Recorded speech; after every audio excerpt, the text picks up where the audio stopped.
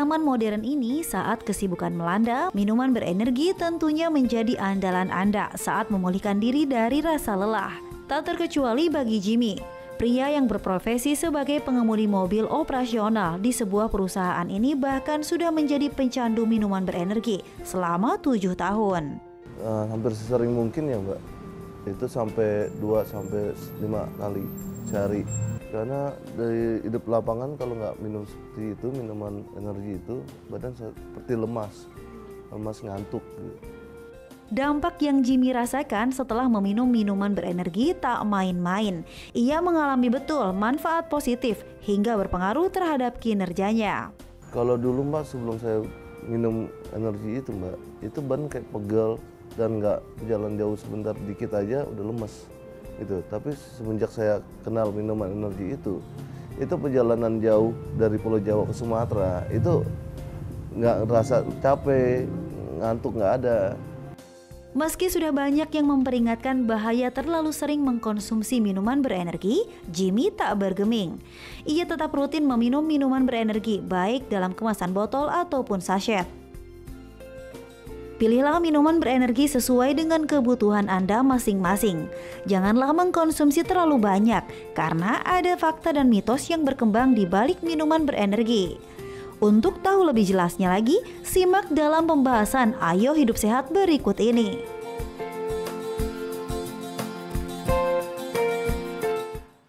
Nah, tadi itu kisahnya Pak Jimmy ya, kalau ngantuk, capek, langsung negak minuman berenergi. Nah, kalau Dita, kalau capek, ngantuk, apa nih biasanya nih? Suka minum apa? Enggak, langsung tidur aja sih. Oh gitu ya? Aku baru tahu kalau misalnya minuman berenergi itu benar-benar bikin kayak kita berenergi terus melek gitu. Betul. Setahu saya itu cuma kayak kopi, teh. Tapi ini baru tahu, soalnya kan bukannya masih banyak gulanya ya? Nah itu dia, tapi tadi kita juga lihat ya, katanya kalau minuman berenergi ini memang manfaatnya bisa bikin kita segar, lebih semangat, tapi katanya hati-hati bisa ketagihan. Nah kita harus tahu nih ya, langsung saja kita undang Dr. Lona, spesialis farmakologi klinik. Halo, siang dok, apa kabar? Dokter, apa kabar? Hai dok. Hai. Dok, Gimana? ini kan masih ya mungkin dapat dibilang cukup kontroversi ya di masyarakat mengenai minuman berenergi. Nah ini kan minuman yang bisa bikin orang bisa segar kan, bisa bersemangat kalau capek-capek. Nah tapi banyak nih sejumlah mitos fakta tentang minuman berenergi. Yang pertama apa Dita? Ya katanya tubuh tuh lebih bersemangat, terus lebih seger kalau misalnya konsumsi minuman ini. Mitos atau fakta? Iya. Itu fakta. atau mitos? Fakta. Oh. Jadi minuman berenergi yang beredar di masyarakat pada umumnya mengandung kafein, inositol, taurin, vitamin B kompleks yang terdiri dari B1, ada B6, B2, B3, yang masing-masing zat aktif yang tadi saya sebutkan itu memiliki peran yang berbeda di dalam tubuh. Tapi secara umum berfungsi untuk meningkatkan energi serta vitalitas tubuh. Jadi tuh memang benar-benar kita setelah minum ini tuh berenergi ya dok ya? Betul. Tapi belum pernah nyoba sih, tapi kayak takut gitu loh.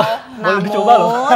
Namun energi yang dari minuman berenergi ini sifatnya sementara. Oh, berapa lama itu dok? Tergantung karena kan minuman berenergi yang beredar di masyarakat itu kan kandungannya mayoritas kafein atau pada umumnya kafein. Setiap individu memiliki kepekaan yang berbeda terhadap kafein tersebut. Jadi ada sekelompok orang atau sebagian besar orang minum atau meneguk secangkir kopi yang juga mengandung kafein itu tidak mendapatkan keluhan apa-apa atau tidak berefek apapun, tidak lebih segar, juga tidak mengalami keluhan sakit kepala, mual dan sebagainya. Tapi sebagian orang lagi yang mengkonsumsi kafein mungkin hanya setengah cangkir kopi saja itu sudah mengalami sensasi yang berbeda gitu. Jadi cukup bervariatif. Nah dok, kalau misalnya selanjutnya nih dok, katanya anak kecil ini boleh mengkonsumsi minuman berenergi tapi dengan takaran yang khusus. Itu boleh atau enggak sih dok? Fakta atau mitos? Boleh atau tidak anak kecil mengkonsumsi minuman berenergi. Dianjurkan untuk tidak mengkonsumsi minuman berenergi. Kenapa?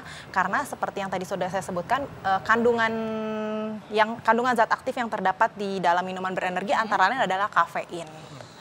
Kafein itu sifatnya kan dapat menstimulasi susunan saraf pusat, meningkatkan kewaspadaan seseorang, tapi di satu sisi juga dapat meningkatkan detak jantung atau frekuensi jantung seseorang. Sehingga seseorang itu yang mengkonsumsi minuman berenergi terkadang akan merasa jantung berdebar-debar.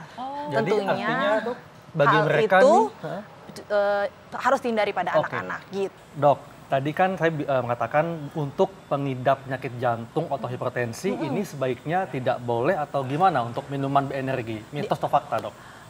Tidak boleh, mitos atau fakta? Iya. Fakta. Dianjurkan untuk tidak mengkonsumsi minuman berenergi. Mengapa?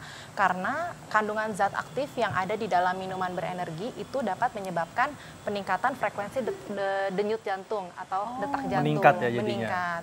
Selain itu juga dapat mengakibatkan aritmia atau gangguan irama jantung. Itu zat aktifnya apa saja nih, Dok? Ada kafein, ada inositol, ada taurin, tapi yang perlu kita soroti sebenarnya kafein. Kafein. Jadi sebaiknya memang dihindari untuk pasien-pasien atau seseorang yang sudah memiliki riwayat penyakit jantung sebelumnya. Nah, Dok, kalau misalnya nih fakta mitos selanjutnya nih kan kalau misalnya pemirsa di Indonesia ini kebiasaan nih, kadang minum kopi dulu, terus setelah itu dia minum minuman berenergi untuk supaya lebih Lebih segar. Tapi itu katanya tidak boleh nih, Dok. Itu fakta atau mitos? Mitos. Mitos. Jadi perlu diingat, Ya. anjuran asupan kafein per hari untuk kita yang dianjurkan tidak lebih dari 400 mg per harinya. Ya. Nah, kita tahu bahwa kandungan kafein yang ada di dalam satu kemasan minuman berenergi itu Ya. bisa dilihat sebenarnya di kemasannya tidak lebih dari 50 mg. Dan kandungan kafein yang ada di secangkir kopi itu range-nya antara 40 sampai 100 mg. Tergantung dari jenis kopi dan cara penyajiannya. Tapi sekali lagi perlu diingat, setiap individu memiliki kepekaan yang berbeda terhadap kafein.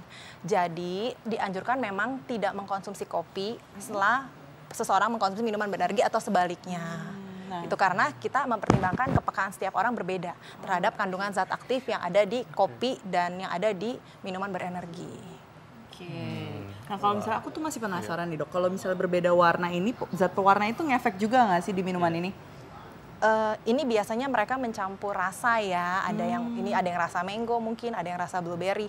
Mencampur akan bertambah lebih seger atau tidak, sebenarnya bukan pada zat pewarnanya, tetapi minuman berenergi selain mengandung kafein kan juga mengandung gula dalam jumlah yang cukup tinggi. Gula itu kan akan memberikan energi bagi tubuh gitu. Jadi bukan warnanya yang akan mempengaruhi seseorang lebih berenergi atau tidak, tapi kandungan zat aktif yang ada di minuman berenergi itu kafein, ada gula, ada natrium. Ada vitamin B kompleks juga. Nah, Dok, ini sebetulnya mitos atau fakta, Dok, kalau minuman berenergi ini bisa menyebabkan ketergantungan atau kecanduan? Ketergantungan atau kecanduan itu mitos. Kalau ketergantungan atau kecanduan. Jadi minuman berenergi apabila dikonsumsi dalam jumlah yang normal, tidak melebihi dosis yang dianjurkan atau tidak melebihi jumlah yang dianjurkan, aman. Nah, tapi bahayanya apabila seseorang mengkonsumsi minuman berenergi, dia kan akan merasa seger, tidak merasa lelah, tapi bersifat sesaat karena energi yang berasal dari minuman berenergi itu bersifat sementara. Setelah efeknya habis, dia akan merasa lelah kembali. Bahayanya, seseorang yang sudah terbiasa minum minuman berenergi, begitu merasa lelah dan aktivitas masih banyak, dia terus minum lagi. Begitu seterusnya. Jadi kecanduan di sini kecanduan yang sifatnya habituasi. Artinya kecanduan yang bersifat emosional. Emosional berarti dari diri kita sendiri ya, Betul. bukan karena efek minumannya. Bukan. Berbeda dengan adiksi. Misalnya orang pembandingnya adalah kecanduan rokok atau narkoba. Itu bersifat adiksi, kecanduan yang bersifat emosional dan jasmani. Jadi apabila dia menghentikan mengkonsumsi narkoba atau rokok, dia akan mulai timbul efek putus obat. Beda dengan minuman berenergi. Walaupun dihentikan secara tiba-tiba, seseorang tersebut tidak akan mengalami efek putus obat. Gitu. Nah, Dok, kalau misalnya fakta mitos selanjutnya nih, Dok, ya, katanya orang yang penderita diabetes itu tidak dapat mengkonsumsi minuman berenergi karena tadi kan kalau kita lihat juga dan dokter bilang katanya glukosanya tinggi sekali. Itu fakta atau mitos, Dok? Tidak boleh mengkonsumsi minuman berenergi, mitos. Kalau tidak boleh ya, gitu. Karena memang kadar gula yang terdapat di dalam minuman berenergi cukup tinggi. Tetapi pada dasarnya penderita diabetes mellitus kan tetap memerlukan konsumsi gula. Hanya saja konsumsi gula dan kalori per harinya dibatasi. Gitu. Jadi selama dia mengkonsumsi minuman berenergi dengan menyesuaikan konsumsi makanan yang lainnya tidak melebihi dari jumlah kalori dan gula sesuai dengan ketentuan yang dokter yang merawat dia, itu tidak masalah. Tapi tetap dianjurkan untuk menghindari karena dok. tidak mungkin orang hanya minum minuman berenergi tanpa makan makanan lain. Iya, betul. Dikhawatirkan nanti malah konsumsi gulanya berlebihan, kerja organ pankreas makin berat, hormon insulin yang diproduksi di tubuh tidak cukup. Gitu. Dok, masyarakat ingin tahu dok, bagaimana dampaknya kalau sering konsumsi minuman energi terhadap ginjal? Dampaknya terhadap ginjal. Iya. Kalau minum minuman berenergi sesuai dengan jumlah yang dianjurkan, itu tidak mengganggu kesehatan, aman, tidak berdampak buruk pada ginjal.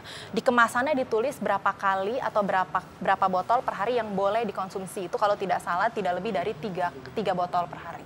Tidak lebih dari 3 botol per hari. Tapi 3 botol aja tuh udah banyak juga ya. Yes, gitu. Jadi mengkonsumsi sesuatu asal tidak berlebihan aman, tetapi memang lebih baik kalau kita lelah bukan minum minuman berenergi, tapi istirahat. Dengan kita beristirahat, kita akan seger kembali, sistem imun kita juga akan baik, dan kita akan seger secara alamiah. Gitu. Dok, saya penasaran nih, karena kan ada beberapa juga pemirsa di Indonesia nih yang mencampur minuman berenergi ini dengan soda, sirup atau macam-macam minuman yang lainnya. Itu gimana dok? Oke. Minuman berenergi kandungan utamanya ada kafein, ada natrium, ada kalori yang cukup tinggi, ada gula.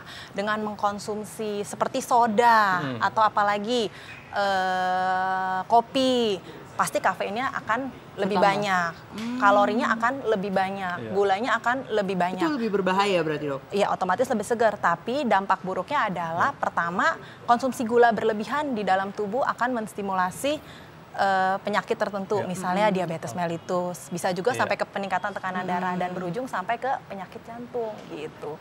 Jadi alangkah baiknya mengkonsumsi sesuatu tidak berlebihan, secukupnya saja. Secukupnya saja. Oke, baik dok, terima kasih penjelasannya. Jadi artinya boleh mengkonsumsi minuman berenergi, tapi tidak boleh berlebihan. Betul. Oke. Nah, setelah ini kita akan ngebahas tentang musim yang sedang lagi in nih. Iya, musim nyamuk Betul. tepatnya. Dan nyamuk ini tubuhnya kecil, terbang tapi ngisep darah. Dan pokoknya mungkin menyebalkan nih bagi Iya, manusia. itu musuh aku sih sebenarnya. Nah, kita akan bahas tentang penyakit apa saja yang dibawa oleh nyamuk sesaat lagi. Tetap di acara Ayo Hidup Sehat. Oke.